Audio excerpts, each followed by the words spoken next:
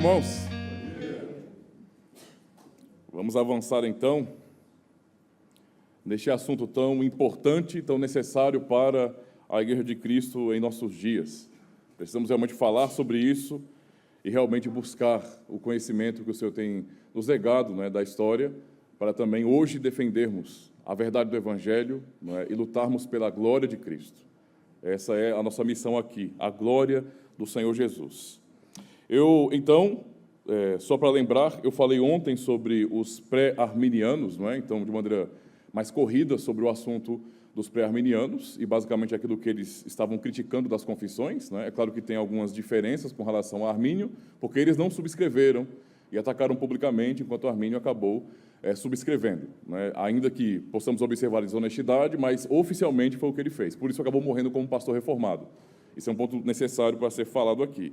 Mas lembrando que as características deles, nesse sentido, foram essas de manter essa covardia, esconder realmente aquilo que pensavam, e quando falavam, realmente, era para criticar e desprezar a doutrina da igreja, a fé da igreja.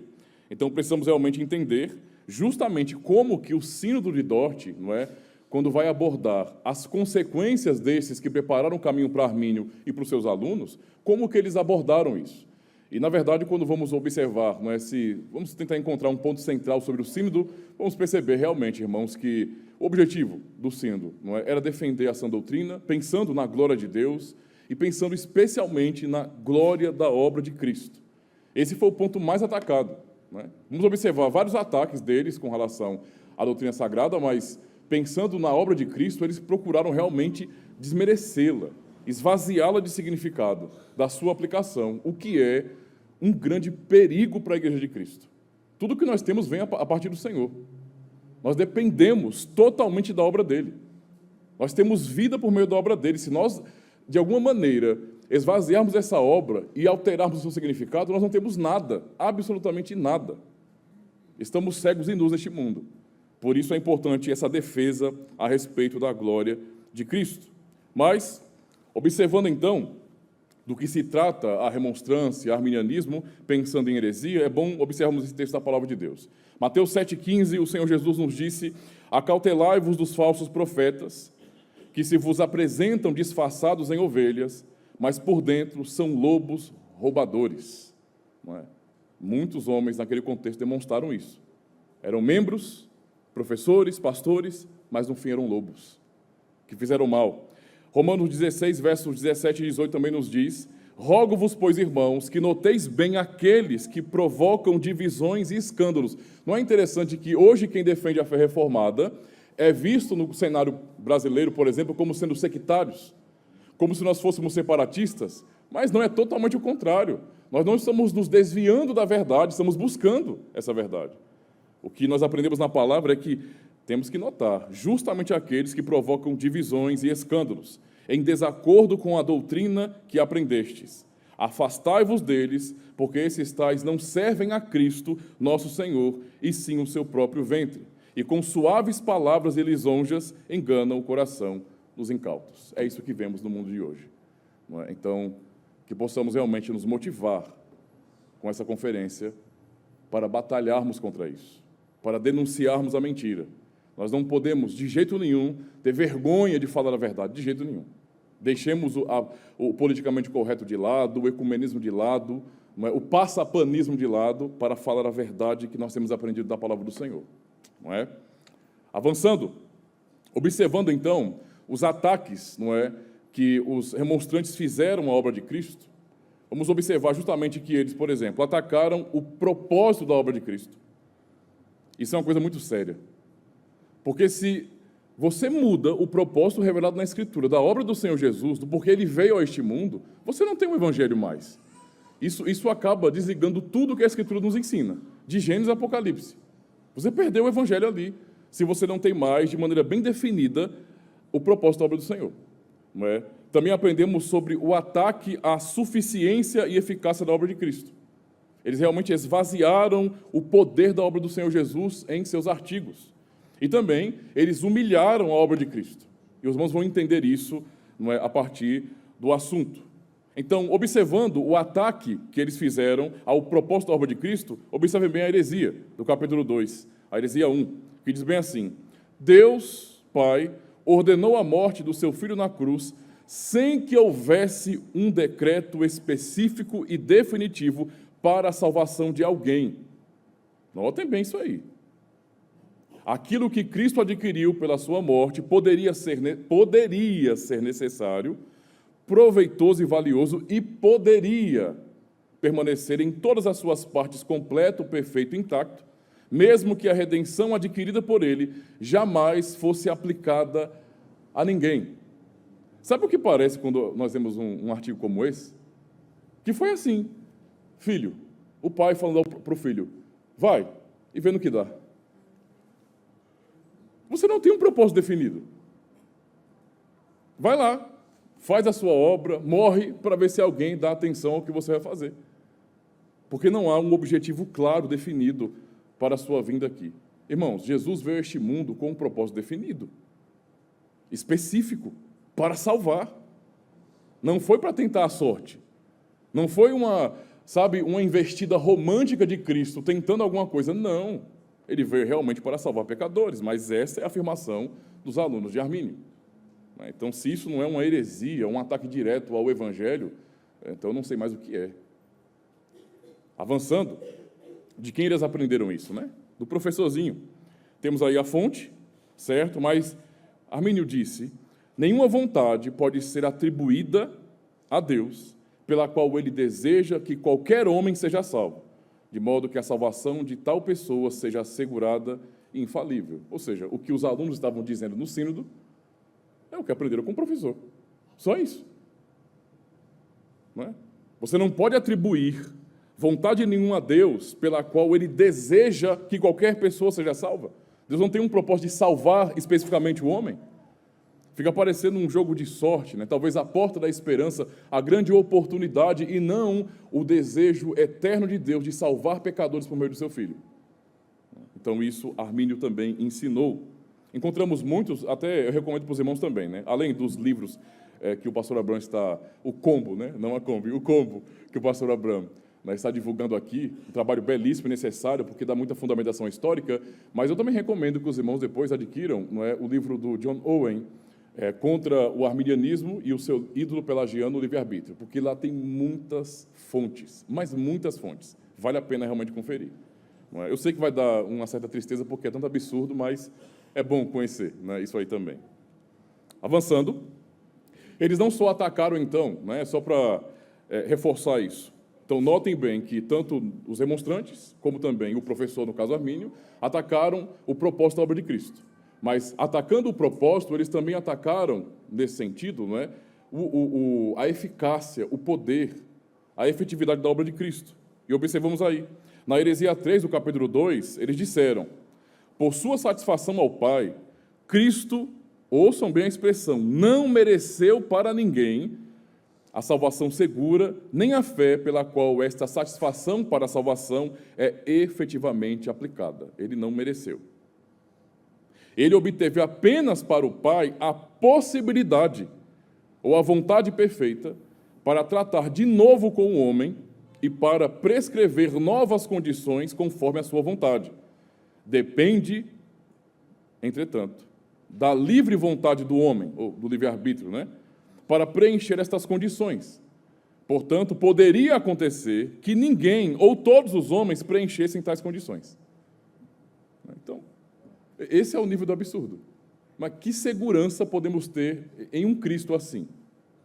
Nenhuma, irmãos. Nenhuma. O tipo de salvação que se oferece desse jeito é uma boia furada. Você está se afogando, passa alguém com um barco, com um navio, e você pede socorro, a primeira atitude, né, para que você está se afogando, então joga uma boia para ele se apoiar, mas a boia está furada. Não vai ajudar em nada nesse sentido. Tá? Porque realmente nós observamos aqui que Cristo não mereceu. Não mereceu por quê? Porque a sua obra foi insuficiente. Ela não foi eficaz, não teve poder necessário para. Então essa é a afirmação, não é, daqueles remonstrantes. Avançando, vemos também, não é, um outro arminiano, Johannes Arnoldus Corvinus, O pastor Bruno não está ouvindo não, para depois me corrigir aqui. Mas ele falou, observe bem, a morte de Cristo obteve uma reconciliação condicional potencial que não é real nem absoluta. Então, baseado, imagine que você conheceu agora o cristianismo e o que você tem como acesso à doutrina é isso aqui. Você vai ouvir de alguém dizendo, nós temos um Salvador, mas o Salvador é assim que vamos defini-lo, ou a sua obra. A morte dele obteve uma reconciliação condicional, não é? Ou seja, está condicionada, na verdade, ao ser humano, porque esse é o pano de fundo, a obra humana, a ação humana, potencial, que não é real. Não é real, ok? E nem absoluta. Nem é real, nem absoluta. Isso não é cristianismo. Isso não é cristianismo. Isso é uma outra coisa que inventaram. Mas não é aquilo que aprendemos do Evangelho. Olha, os irmãos conhecem a palavra de Deus muito bem, não é? Qualquer um que vai ler, não precisa nem pensar nas cartas de Paulo, né? Às vezes o pessoal acha que nós apelamos muito para Paulo, né? Só fala em Romanos. Não é só Romanos, não, é a Escritura inteira. Você aprende a segurança na obra de Cristo, a Escritura toda, não é? Mas, por exemplo, pensando em João capítulo 6, em João capítulo 10, não é? Em Mateus 13, são textos que nos fundamentam nesse sentido, não é? Quando fala sobre o que Cristo deseja, a sua vontade e o que ele assegura, não é? Que fortalece a fé dos seus. O Senhor nunca disse aos seus discípulos ou às suas ovelhas algo que deixasse dúvidas com relação à sua obra, de jeito nenhum. Então isso aqui realmente é um ataque direto à suficiência da obra de Cristo. Mas vamos avançar nos absurdos. No capítulo 2 e heresia 4, vamos observar como que eles humilharam a obra de Cristo, porque eles vão descendo realmente o nível. Eles disseram, a nova aliança da graça que Deus o Pai, mediante a morte de Cristo, estabeleceu com o homem, não consiste nisso, que é tudo aquilo que é a fé verdadeira que nós cremos, né? Não consiste nisso, que nós estamos justificados diante de Deus e salvos pela fé, se ela aceita o mérito de Cristo. Então, para eles, realmente, a nova aliança estabelecida, não é? A aliança da graça, mediante a morte de Cristo, não tem nada a ver com isso. Não significa, não aplica isso. Não é que é justificação, não é? Que é salvação, fé, os méritos de Cristo, não tem nada a ver com isso. Eles vão dizer, ela consiste no fato de que Deus revogou a exigência de perfeita obediência à lei e considera agora a própria fé e a obediência da fé, ainda que imperfeitas, como a perfeita obediência à lei. Ele acha em sua graça que elas sejam dignas da recompensa da vida eterna. Então, notem, além de humilhar a obra de Cristo nesse sentido, porque não serve para nada, baseado num artigo como esse, não é? Eles também atacaram a própria justiça e santidade de Deus. Porque, nota bem, Deus está abrindo mão, numa lógica como essa aqui, dos seus atributos para favorecer o homem. Então, ora, o homem não consegue cumprir a lei. Então, vou fazer o seguinte, não vou exigir essa obediência perfeita. O que vocês fizerem, eu vou considerar. Está tudo tranquilo. Dê o seu melhor. Né? É o que Deus quer. Faça alguém feliz. E alguém fará você. Pronto. Não é simplesmente isso. Você faça o que você puder, se esforce, porque eu não considerarei a exigência perfeita, a obediência da lei. Deus diminui a sua justiça, deixa de lado a sua própria santidade, porque Ele não está, nesse sentido, sendo justo. Ele não está aplicando a lei, a justiça, como Ele ordenou. Isso é contraditório, irmãos. E nós sabemos dos desdobramentos do arminianismo, teísmo aberto, por exemplo, onde é muito mais comum já assumir, não é? Basicamente, Deus abrindo mão de atributos para ter um relacionamento direto com o homem. Então, Deus abre mão da sua soberania, né? Da sua onisciência, porque senão não tem como estabelecer uma relação real, porque amor pressupõe liberdade, então para que Deus ame de verdade, Ele precisa deixar de lado os seus atributos. Olha, nós vemos aqui a raiz disso. Deus, Ele deixa para lá a exigência de obediência à sua lei. Para que Cristo morreu, então? Porque quando nós pensamos na morte de Cristo, nós não estamos pensando em uma morte exemplar, de jeito nenhum. Ali, Deus estava manifestando a sua justiça contra os nossos pecados na pessoa de seu Filho. Ele morreu por causa da lei. A lei estava sendo cumprida nele. Para que Cristo veio morrer, então? Sendo punido pela lei que nós não cumprimos? Se numa lógica como essa, Deus simplesmente ele deixa para lá essa exigência, considera a imperfeita obediência, não é, como sendo perfeita. Isso realmente é um ataque, não só à obra de Cristo, mas também à própria santidade de Deus e à sua justiça. Aprenderam isso de quem? Não é? Temos aí fontes. Grevincóvios, Nicolas, tá certo, né? Agora eu acertei, a primeira, viu? Primeira. Mas também Estação de Armínio, você vai encontrar isso justamente nesse livro de John Owen, onde ele fala: o efeito imediato da morte de Cristo não é a remissão dos pecados ou o efetivo resgate de qualquer um. Isso está em pleno acordo com o que os remonstrantes disseram também. Porque, observem bem, olha, o efeito imediato da morte de Cristo não é a remissão dos pecados. Não é. Não é esse o seu propósito, não é isso que efetua a obra de Cristo. Ou o efetivo resgate de qualquer um. E aí, Grevincóvios diz: Cristo não propriamente morreu para salvar qualquer um. Não tem propósito, também não tem poder para fazer. É isso que tem sido defendido hoje no cenário cristão como sendo doutrina ortodoxa e aceitável. É só um modo um pouco diferente de pensar. É um pequeno deslize. Não é uma coisa tão grave assim. Não é uma heresia. Isso aqui não é uma heresia. Mas, irmãos, isso aqui é um ataque direto à obra de Cristo.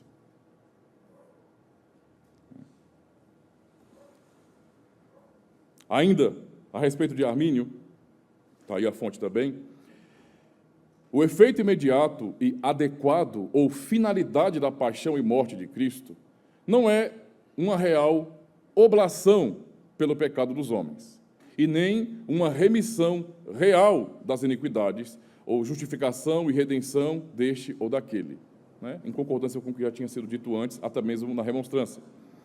Então, quando eu leio um artigo como esse, eu fico pensando, e como é que fica as falas, não é, por exemplo, na carta aos Hebreus? Porque lá nós temos afirmações tão diretas contrárias a essa aqui, né? Que quando você dá uma lidinha, você percebe que, na verdade, uma afirmação como essa é uma oposição direta. Não é indireta, não, é direta ao texto da Escritura. Tá? Eu coloquei aqui, aliás, tem mais esse texto? Deixa eu só ver aqui direitinho. Deixa eu só passar aqui no celular o texto. Ao final, nós leremos o texto de Hebreus 7, 9 e 10, onde veremos afirmações, não é, que são opostas a essas falas de Armínio também. Também tem esse documento, não é, de apologia pró-remonstrância, que fala: assim, a eficácia do mérito de Cristo depende, ouçam bem, tá? Depende totalmente de nós, que podemos tornar sua vocação eficaz ou ineficaz. É óbvio que isso não pode ser feito de outra forma. Depende de quem? De nós. O poder, a eficácia da obra de Cristo depende do ser humano, não depende dele. Não depende do poder de sua obra, mas depende do ser humano. Somos nós, nesse sentido, que detemos o poder de tornar a obra de Cristo eficaz ou não. Mais uma vez, meus irmãos, isso não é doutrina do Evangelho. Tudo isso eles fizeram atacando a obra de Cristo para defender uma outra pessoa. Alguém aqui já teve que lidar com valentões na escola, na época de escola? Valentões? Olha, eu sou grandão assim, mas não era valentão, não. Sempre fui um cara muito tranquilo, tá? Muito tranquilo. Embora eu goste muito de artes marciais, mas eu sempre fui muito tranquilo, certo? Esse rum aí, pastor, não sei não. Eu gosto de artes marciais, mas não, é esporte, né? É uma coisa controlada. Mas eu lembro que na escola a gente sempre tem que lidar, às vezes, com valentões. Ou garotos maiores, mais descolados, que chegando, empurrando, querendo ser o tal, não é? E acabam oprimindo aqueles que são mais quietos, não é? Hoje, chamamos isso de bullying, muitas vezes. Mas aqueles valentões que estão sempre humilhando e zombando dos outros, muitas vezes eles agem daquele jeito porque eles querem ocultar, esconder o real problema que eles têm. São medrosos, são fracos, inseguros, e para compensar e esconder essa mazela, vão realmente se revestir de uma armadura forte e demonstrar que são poderosos e podem humilhar os outros, quando eles são realmente pessoas inseguras. Pois bem, quando eles atacaram, né, os demonstrantes, a obra de Cristo, a eficácia e o propósito da obra de Cristo, eles queriam defender alguém, na verdade, que é o próprio homem. Tudo isso é para preservar o homem. Entende? Você constrói uma teologia protegendo a autonomia do homem. Então, esse foi o propósito deles. Por isso, a defesa radical do livre-arbítrio, a insistência nisso, a defesa dessa autonomia, não é que é uma loucura, na verdade, como é que o homem pode ser autônomo de maneira real? Quem é autônomo de maneira real? Isso não existe, nós dependemos de Deus, nós somos criados por Ele. Não dá para ser a parte de Deus, é impossível isso aí. Não faz sentido, não é? Então, observando essa defesa desse livre-arbítrio libertário, quem tem usado esse termo livre-arbítrio libertário é o irmão Tourinho, né? Ele compôs um livro chamado O Calvinismo Explicado, não é? E tem debatido com outras pessoas também. O irmão Tourinho, ele defende, na verdade, que não há problema em usar o termo livre-arbítrio, né? Eu já conversei com ele sobre, mas eu não tenho um problema também raciocinar sobre o assunto, mas eu prefiro realmente deixar de lado, porque é um termo realmente usado pelos humanistas na história, justamente para valorizar o poder humano. Né? Então, se é assim, eu não tenho por que ficar usando.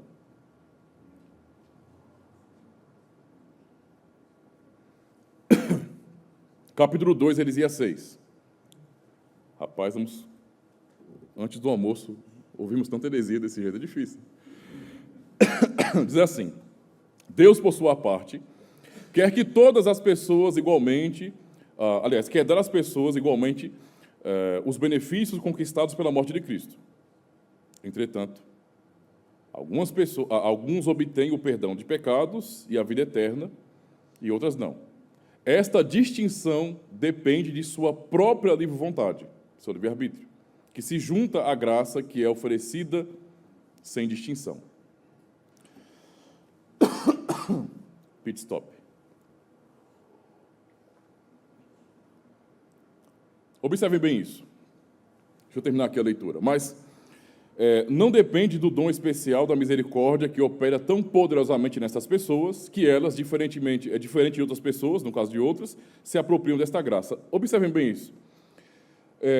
Se a distinção não está na ação de Deus, se o Senhor, eu estou dizendo isso aqui porque, se você vai conversar com um arminiano, ele vai dizer que a nossa acusação de que o bom arminiano ele crê na salvação por obras, não é? Ou por mérito humano, é uma acusação falaciosa. Isso não é verdade. Nós cremos na graça de Deus. Lembra de ontem? Os mesmos termos, outros significados. Cremos na graça de Deus, certo? Mas observe essa questão bem lógica aqui. Se a distinção não está na ação de Deus, se Ele manifesta a sua graça sobre todos de maneira igual, então onde é que está a distinção? No homem. Se a distinção está no homem, essa distinção refere-se aqui o homem, né, indivíduos particulares, fizeram melhor uso do seu livre-arbítrio. Indivíduos particulares foram mais piedosos, aproveitaram melhor a luz da natureza, foram mais esforçados em procurar compreender a palavra de Deus e, portanto, é óbvio que eles têm glória nisso, porque, no fim, é fruto do esforço deles. Os demais não alcançaram, não tiveram acesso a esta graça de Deus, manifesta a todo mundo, porque eles não se importaram com isso, porque eles não deram ouvidos, muitas vezes, ao ensino, e realmente não se esforçaram. Então, basicamente, se a pessoa usa o poder do seu livre-arbítrio, isso é mérito dela, porque ela fez, ela se esforçou. Isso é salvação por obras, por mérito, pela ação humana, depende do ser humano. E o que é estranho é que muitas pessoas, que assumem esse lado arminiano, não conseguem raciocinar. Isso é tão simples para você entender. Se não está em Deus, a distinção está em quem? No homem. Então, é por obras mesmo, é por mérito. O ser humano merece realmente. Inclusive, na remonstrância, vocês vão encontrar nos artigos, no sínodo, por exemplo, dos cânones, no caso, afirmações diretas, por exemplo, sobre por que Deus enviou o evangelho a um povo e não a outro. E a resposta deles é muito simples. Eles entendem justamente assim, porque um povo era mais digno do que o outro. Eles realmente pensavam assim. Então, a razão para que haja mais igrejas em um canto do mundo aí, em um país, é claro porque aquele país é muito mais espiritual e busca a Deus e quer, mas a Deus é mais digno do que os demais. Isso realmente centraliza, nesse sentido, a vontade humana. Avançando, também Armínio falando sobre a questão do livre-arbítrio, então todos Os não regenerados têm, em virtude de seu livre-arbítrio, veja, tudo gira em torno disso, não é? Tem que girar para o livre-arbítrio. Não é? Tem, em virtude do seu livre-arbítrio, o poder de resistir ao Espírito Santo, de rejeitar a graça oferecida por Deus, de frustrar o conselho de Deus, concernente a eles mesmos, de recusar o evangelho da graça e de não abrir o coração para aquele que bate. Lendo um texto como esse, você fica pensando, caramba, mas o homem é o bichão mesmo, hein? O ser humano é difícil. Eu estou até, sei lá, eu estou até com dificuldade de entender se Deus criou o homem lá no início, a sua imagem e semelhança, ou se ele criou um outro Deus. Ele criou alguém para rivalizar com ele, porque essa pessoa detém o poder de parar. Deus quer, mas eu não quero, então prevalece a minha vontade. Tudo para proteger o meu livre-arbítrio. Isso é um ídolo. John Owen não foi exagerado não quando disse que é um ídolo. Eles adoram realmente o livre-arbítrio. Tudo é em torno disso, de buscar realmente essa liberdade absoluta de Deus. Então, eles podem resistir ao Espírito Santo pelo poder do livre-arbítrio, certo? Rejeitar a graça oferecida por Deus. Eu não quero, porque, afinal de contas, a graça de Deus é um produto que você oferece, não estou afim, mas não quero, certo? De frustrar. Agora, isso é a coisa que mais dói no coração, de uma pessoa que conhece a palavra de Deus. Como que alguém pode frustrar? Como é que um ser humano, uma criatura finita, limitada, dependente do Criador, frustra o seu Criador? Deus tem uma vontade, mas eu consigo frustrá-lo. Eu penso que talvez, numa leitura como essa, alguém poderia achar que foi uma grande surpresa quando a queda aconteceu para Deus. Imagina, Deus criou tudo. Eu não vou entrar nos méritos mais profundos disso, não é o ponto aqui da nossa palestra, mas só imagina isso. Deus cria e, de repente, Adão faz o contrário do que ele ordenou. Alvoroço no céu, misericórdia, o que está acontecendo? O que o homem fez? Senhor, o que nós vamos fazer? Eu também não esperava por isso. Eu não sabia o que ia acontecer, eu não sei o que fazer. Vamos fazer o que agora? Vamos fazer um plano B, alguma coisa? Será que alguém pode me ajudar para resolver esse problema? Aí Jesus, eu vou, deixa que eu resolvo. Vai me prometendo aí para eles que um dia eu vou para lá. Isso é estranho. Você vê que é uma luta realmente para defender esse livre-arbítrio, ao ponto de esse livre-arbítrio ser o meu poder. Às vezes eu tenho dúvida se o bom humanista ele não entende Deus como se fosse uma daquelas divindades do Olimpo, porque parece muito aquela cultura grega. Se vocês já leram alguma coisa a respeito dos deuses do Olimpo, da mitologia grega, ou assistiram algum filme, por exemplo, vocês vão notar que os deuses do Olimpo, eles dependem dos seres humanos que eles criaram. Se os seres humanos, por exemplo, eles têm fé e oram, os deuses ficam fortes. Aqueles que são, entre aspas, bons. Já se eles estão incrédulos e revoltados, eles enfraquecem de poder. O próprio Zeus fica fraquinho, não consegue fazer nada, porque ninguém crê nele. Parece um espelho disso aqui, irmãos. Avançando, a defesa da autonomia humana, capítulo 3:4, heresia 3. Na morte espiritual, os dons espirituais não são separados da vontade do homem, porque a vontade, como tal, nunca tem sido corrompida, notem bem isso, mas apenas atrapalhada pelo obscurecimento do entendimento e pela desordem das afeições. Se estes obstáculos forem removidos, a vontade pode exercer seu livre poder inato. A vontade é por si mesma capaz de desejar e escolher ou não toda a espécie de bem que lhe for apresentada. Então, preste atenção nisso aqui, não é? Na morte espiritual, os dons espirituais não são separados da vontade humana. Então, observem o que ele vai dizer aqui, porque a vontade como tal nunca tem sido corrompida, mas apenas atrapalhada. Isso não é uma negação da depravação total? Isso não é uma negação, não é, da doutrina do pecado original, das consequências disso para a vida humana, para a natureza do ser humano? A vontade não foi corrompida, ela foi apenas atrapalhada. Então, como é que nós resolvemos isso? Será que não é necessário um milagre de Deus para poder mudar as coisas? Um milagre? Não. Se a vontade é apenas atrapalhada, talvez com terapia resolva, né? Talvez se a pessoa estudar, levar à frente aquela mentalidade da filosofia, não é? Dos filósofos antigos que entendiam que quanto mais o homem conhece, mais ele se aperfeiçoa. E, portanto, se eu tenho mais instrução, eu sou melhor. E essa não é a realidade. Nós somos não é, pecadores, miseráveis, independente do nosso grau de instrução, né, dependentes da graça de Deus. Mas se a questão aqui é que a vontade não foi corrompida, mas apenas atrapalhada, então há métodos humanos para poder melhorar o ser humano, para que ele possa alcançar. Talvez a religião seja muito útil para isso. Quando você aprende princípios morais, princípios para a vida, então você se adequa àqueles padrões e pronto. Você consegue realmente estar pronto. Você consegue fazer com que, por meio desses métodos, para tirar essas arestas, esses problemas da sua natureza humana, não é que só é atrapalhada por isso, você consiga agora exercer todo o seu poder do livre-arbítrio, não é? E, portanto, agradar a Deus e fazer a sua vontade. Não é? Isso tudo para preservar esse poder, essa autonomia do ser humano. Heresia 8, no mesmo capítulo 3, 4. Ouçam bem isso aqui é pesado, viu? Na regeneração do homem, Deus não usa os poderes de sua onipotência de tal maneira que ele dobra a vontade do homem, a força infalivelmente para a fé e conversão, mesmo sendo realizadas todas as operações da graça que Deus possa usar para converter o homem, e mesmo que Deus tenha a intenção e a vontade de regenerá-lo, o homem ainda pode resistir a Deus e ao Espírito Santo. De fato, frequentemente resiste, chegando a impedir totalmente a sua regeneração. Portanto, ser ou não ser regenerado permanece no poder do homem. Então, observem, quando nós pensamos em regeneração, do que nós estamos falando?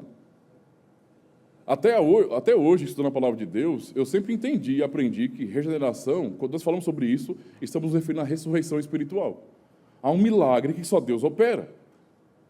É um raciocínio muito simples. Alguém aqui pediu para nascer, quis ser gerado, quis nascer? Não. O único que sabia, não é, que tinha esse objetivo do seu nascimento é Cristo. Ele tinha um propósito de nascer, mas nós... Era o propósito de Deus, não nosso. Nós não tínhamos consciência nenhuma. Nós viemos à existência pela bondade de Deus. Nós nascemos pelo poder de Deus. A nossa vida, a nossa existência é um milagre de Deus, é a sua misericórdia. Quando pensamos em regeneração, estamos pensando na mesma verdade. É o mesmo poder criador de Deus para dar vida ao ser humano morto em delitos e pecados. Ou seja, regeneração é um milagre. Então ninguém se regenera. Mas que loucura é essa? Eu fico pensando, a lógica dessas pessoas. Você está num velório, tem uma pessoa ali sendo velada, morreu, aconteceu algum problema, todo mundo chorando. Você não pode esperar que o próprio morto, que o defunto, ele, não é, se regenere, se ressuscite. Isso não faz sentido nenhum. Mas quando eles defendem que o homem se regenera, eles estão justamente usando essa lógica, que é um absurdo. Regeneração é um milagre, irmãos. É a obra do Espírito Santo que opera no homem. Sem essa obra, ninguém pode entender a Deus. É a lógica de Jesus, não é? Falando para Nicodemos no capítulo 3 de João. Você só pode ver o reino de Deus pelo lado de dentro.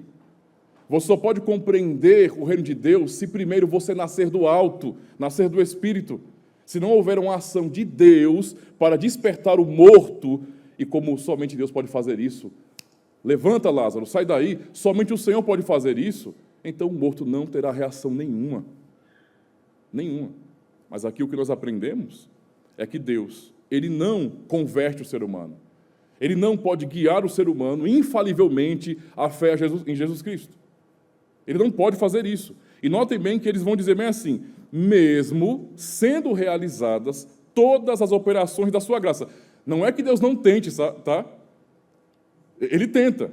Mesmo sendo realizadas todas as ações da sua graça, que Deus possa usar para converter o homem, e mesmo que Deus tenha a intenção e a vontade de regenerá-lo, o homem ainda pode resistir a Deus e ao Espírito Santo.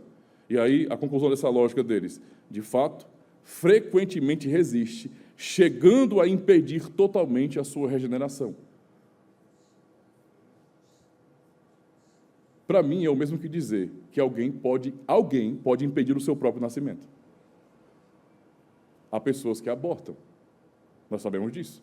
Então, é um segundo, não é, impedindo, nesse sentido, a vida de outro, mas você mesmo impediu o seu nascimento. Assim, não é, também eles estão dizendo com relação ao que Deus somente opera. Somente Deus opera, que é esse milagre da regeneração. O homem pode impedir a regeneração, pode impedir esse milagre. Portanto, ser ou não ser regenerado permanece no poder do homem. Tudo para que o homem possa ter autonomia e dizer: fui eu fiz. Deus me salvou, Ele é gracioso, mas sem mim, nada Ele pode fazer. Porque essa é a lógica. Eu tenho essa autonomia. Armínio também a esse respeito. É certo que Deus determina diversas coisas que Ele não faria se antes não ocorrer um ato do homem. Deus está condicionado ao ser humano. Deus, nessa lógica, está condicionado ao ser humano.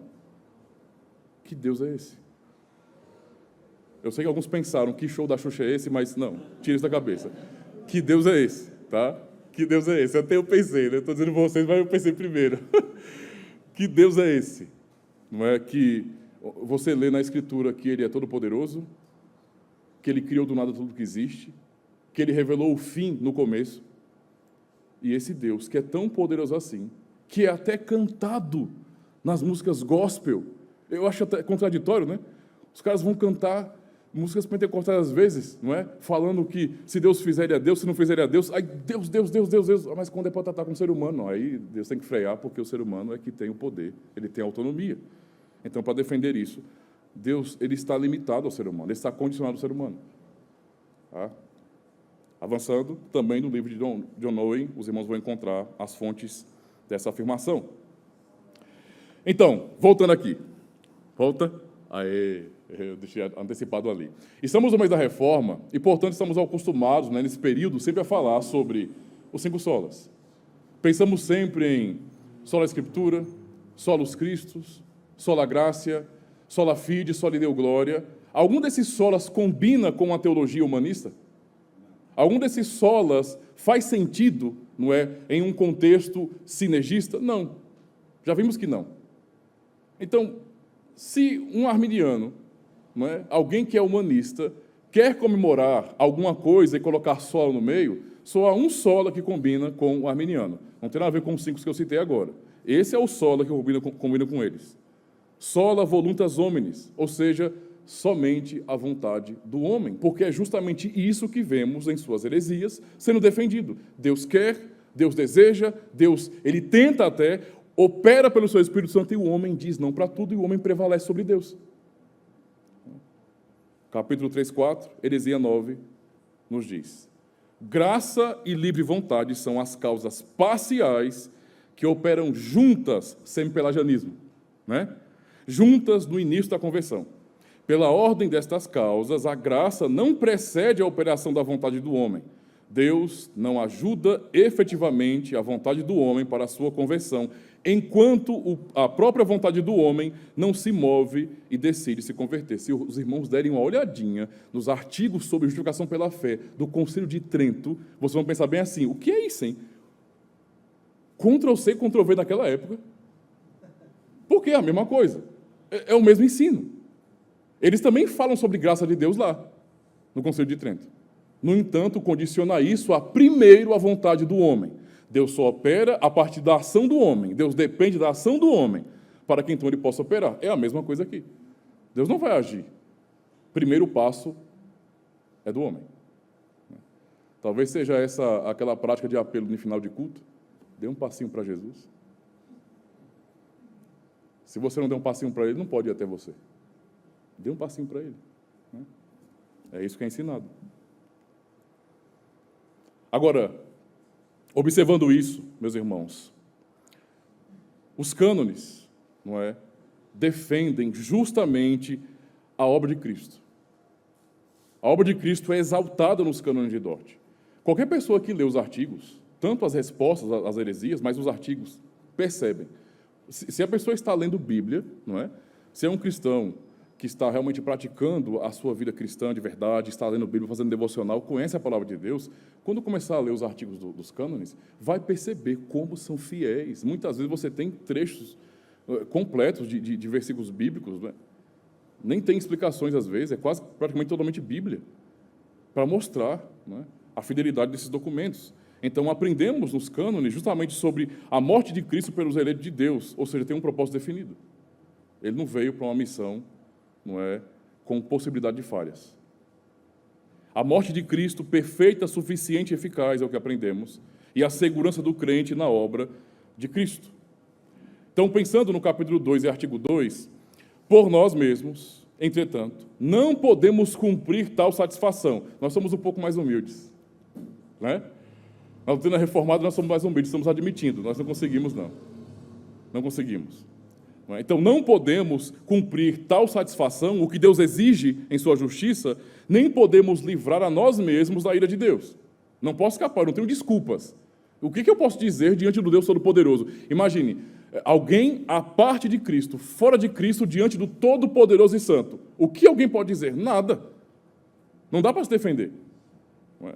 Por isso, Deus, em sua infinita misericórdia, deu seu Filho único como nosso fiador. Por nós, ou em nosso lugar, ele foi feito pecado e maldição na cruz, para que pudesse satisfazer a Deus por nós.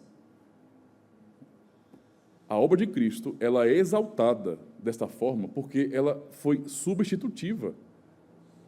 Ele não estava morrendo para nos dar um exemplo, não. Era para fazer aquilo que nós não temos a mínima condição de fazer. O que seria impossível a nós, pelos nossos maiores esforços. Cristo fez porque somente Ele poderia fazer. Isso coloca a obra dele na cruz como sendo algo central e único para a vida cristã. Qualquer diminuição dessa obra, da eficácia, do poder, não é cristianismo. É alguma coisa que alguém encomendou na Shopee, mas não é cristianismo. Não é. Avançamos.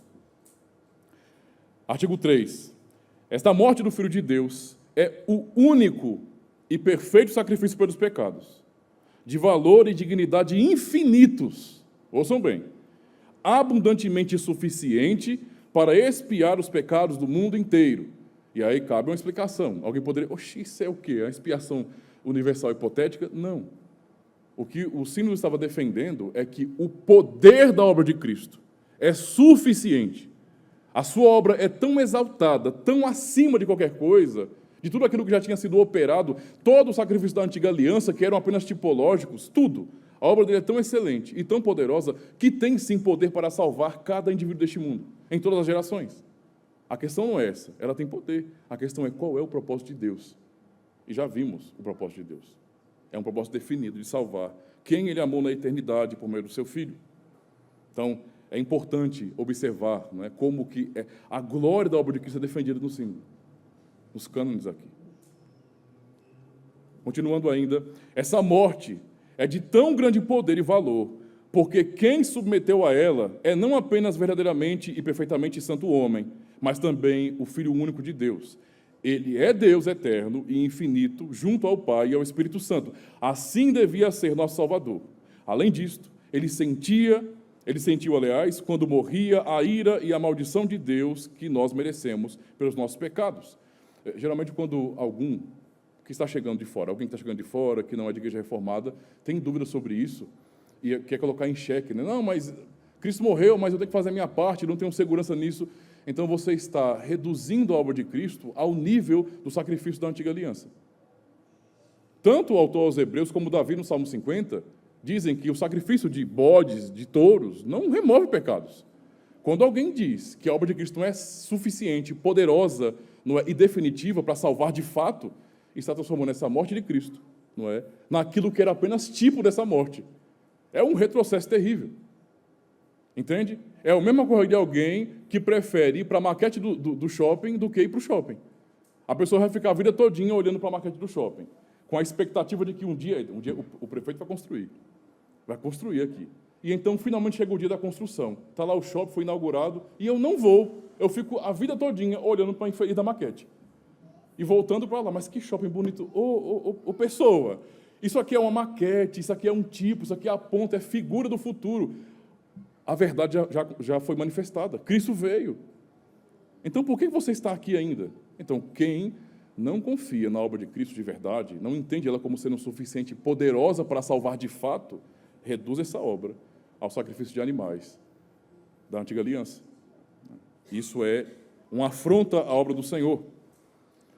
Agora, essa obra perfeita, suficiente e poderosa é justamente aquilo que nos dá segurança. Se a obra de Cristo não é perfeita, poderosa, para salvar de fato, que segurança eu tenho? A vida cristã é um jogo da sorte. Estamos apostando. O Senhor não nos chama para uma aposta, não. É para a certeza de uma vitória que Ele já conquistou e assegurou para nós. Capítulo 5, e é assim que termina, não é? Tem muitos artigos. Eu não vou ler, claro, mais artigos do capítulo 5 dos cânones, porque todo o capítulo 5 dos cânones são pura consolação. Pura consolação. Leiam e sejam edificados com os artigos, porque realmente são uma bênção. Mas eu quero ler o artigo 15, que diz assim: Deus revelou abundantemente em sua palavra essa doutrina da perseverança dos verdadeiros crentes e santos, e da certeza dela, para a glória do seu nome e para a consolação dos piedosos. Ele a imprime nos corações dos crentes, mas a carne não pode entendê-la. Admitimos isso, mas tem uns aí que não. Eles querem esgotar a mente de Deus, né? Quem é que odeia essa doutrina? Satanás a odeia, o mundo zomba dela, os ignorantes e hipócritas dela abusam, de fato. Não tem um monte de pessoas ignorantes e hipócritas que usam a doutrina da palavra de Deus para poder viver no pecado? Talvez eles não tenham lido muito bem Romanos capítulo 6. Permaneceremos no pecado para que ela seja mais abundante? De modo nenhum. Faz sentido, se eu creio no Evangelho, eu viver uma vida entregue ao pecado? De jeito nenhum, irmãos. Mas alguns têm usado para isso, não é? Então, continuando, a noiva de Cristo, entretanto, sempre tem-na amado ternamente e defendido constantemente como um tesouro de inestimável valor. Deus, contra quem nenhum plano pode se valer e nenhuma força pode prevalecer, cuidará para que a igreja possa continuar fazendo isso. Ao único Deus, Pai, Filho e Espírito Santo, seja a honra e a glória para sempre. Amém? É assim que os cânones terminam nos seus artigos, mostrando justamente o propósito infinito de Deus. Agora, vamos dar uma atenção.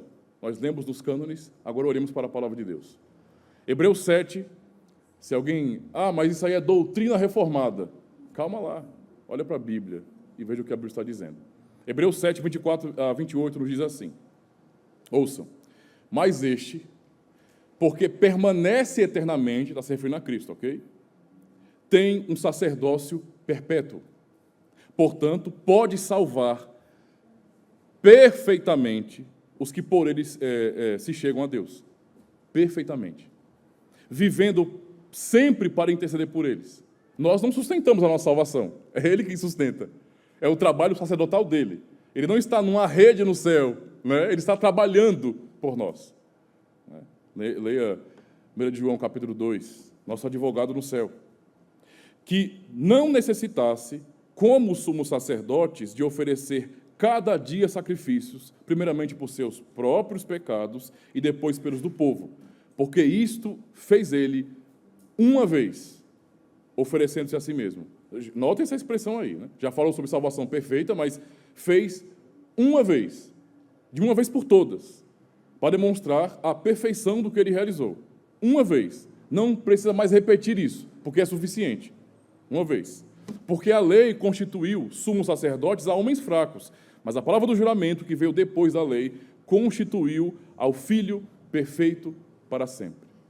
Estamos seguros na salvação de Cristo, porque Cristo não é simplesmente um cara legal, não é um profeta levantado pelos homens, ele é Deus.